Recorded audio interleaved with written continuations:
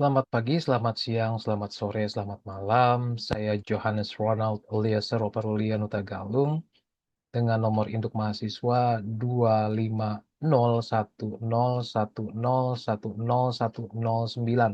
dari program studi Sistem Informasi. Saya akan mempresentasikan hasil kajian literatur sistematis saya tentang pengaruh budaya organisasi dan kepemimpinan transformasional terhadap kinerja karyawan.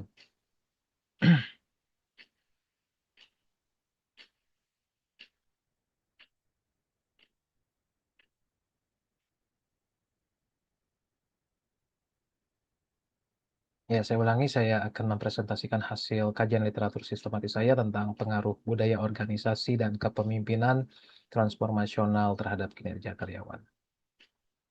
Kinerja karyawan adalah indikator utama keberhasilan organisasi. Dua faktor yang paling sering diteliti adalah budaya organisasi dan kepemimpinan transformasional. Menariknya, dua studi yang saya temukan menunjukkan hasil bertolak belakang. Studi Gulo di sektor swasta menemukan kedua variabel ini tidak berpengaruh, sementara studi atau penelitiannya Aini di instansi pemerintah menemukan keduanya sangat berpengaruh. Nah, dari kontras ini saya susun 3 pertanyaan penelitian. Bagaimana pengaruh budaya organisasi terhadap kinerja? Bagaimana pengaruh kepemimpinan transformasional dan variabel apa lagi yang turut berperan? Tujuannya memberi gambaran realistis kapan kedua faktor ini benar-benar berpengaruh dan kapan tidak.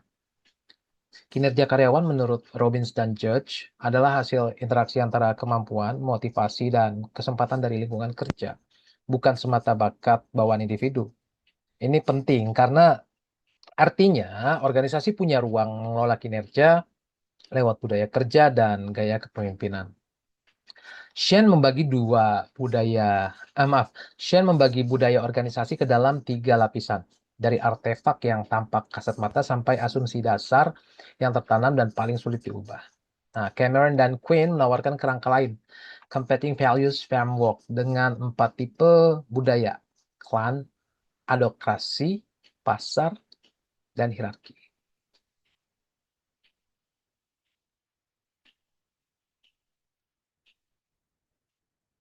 Sedangkan Bass dan Riggio merumuskan 4 dimensi kepemimpinan transformasional, yaitu pengaruh ideal, motivasi inspirasional, stimulasi intelektual, dan perhatian individual. Nah, keempatnya itu dirancang saling menguatkan satu sama lain.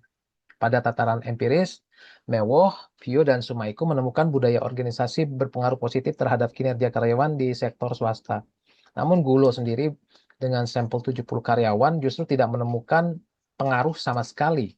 Nah, pola serupa terjadi pada kepemimpinan transformasional. Aini menemukan pengaruh signifikan pada 64 pegawai aparatur sipil negara di Pemkot Surabaya. Sementara Gulo tidak menemukan pengaruh signifikan pada objek penelitiannya. Nah, perbedaan ini menunjukkan efektivitasnya sangat bergantung konteks organisasinya. Nah, pengaruh kedua variabel ini ternyata tidak selalu langsung. Dolu, Niha, dan Manafe menemukan disiplin kerja berperan sebagai jembatan penting. Bahkan pada studinya Gulo, hanya keterlibatan kerja yang terbukti berpengaruh, mengalahkan budaya organisasi dan kepemimpinan transformasional itu sendiri. Nah, penelitian ini memakai pendekatan systematic literature review di mana mengikuti kerangka 3 tahap, kitchen hand dan characters, perencanaan, pelaksanaan, dan pelaporan. Nah, saya juga menambahkan kriteria seleksi yang ketat, di mana setiap artikel harus punya tautan PDF yang bisa diverifikasi terbuka, tanpa perlu langganan institusi. Hasilnya 10 sumber digunakan, itu terdiri dari 6 literatur teori dan metodologi, serta 4 artikel jurnal empiris. Nah, 3 dari 4 studi tadi melaporkan pengaruh budaya organisasi yang signifikan, yang paling kuat justru dari sektor pemerintah. Nah, studi atau penelitiannya ini di Pemkot Surabaya dengan koefisien 0,739 jauh lebih besar dibanding kepemimpinan transformasional yang hanya 0,251. Kepemimpinan transformasional ini menunjukkan gambaran yang lebih rumit. Signifikan di satu studi, tidak signifikan di studi lain. Bass dan Riggio menjelaskan keempat dimensinya bekerja sinergis, sehingga pengaruhnya lebih sulit terdeteksi terpisah dari budaya organisasi. Nah, di Pemkot Surabaya sendiri, kedua variabel ini menjelaskan 76,3% variasi kinerja pegawai.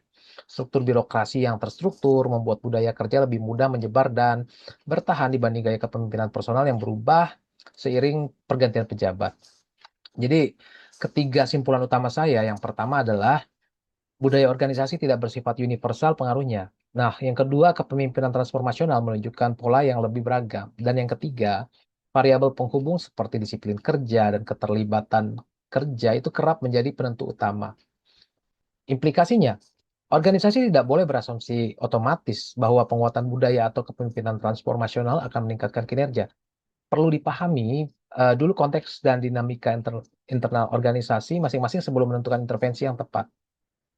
Nah, kajian ini punya keterbatasan karena kriteria seleksi PDF yang ketat, sehingga hanya 4 studi empiris yang tercakup dan hanya satu dari konteks pemerintah. Penelitian lanjutan sebaiknya memperluas cakupan studi, termasuk yang memerlukan akses institusi. Demikian presentasi saya mengenai pengaruh budaya, organisasi, dan kepemimpinan transformasional terhadap kinerja karyawan. Terima kasih atas perhatiannya.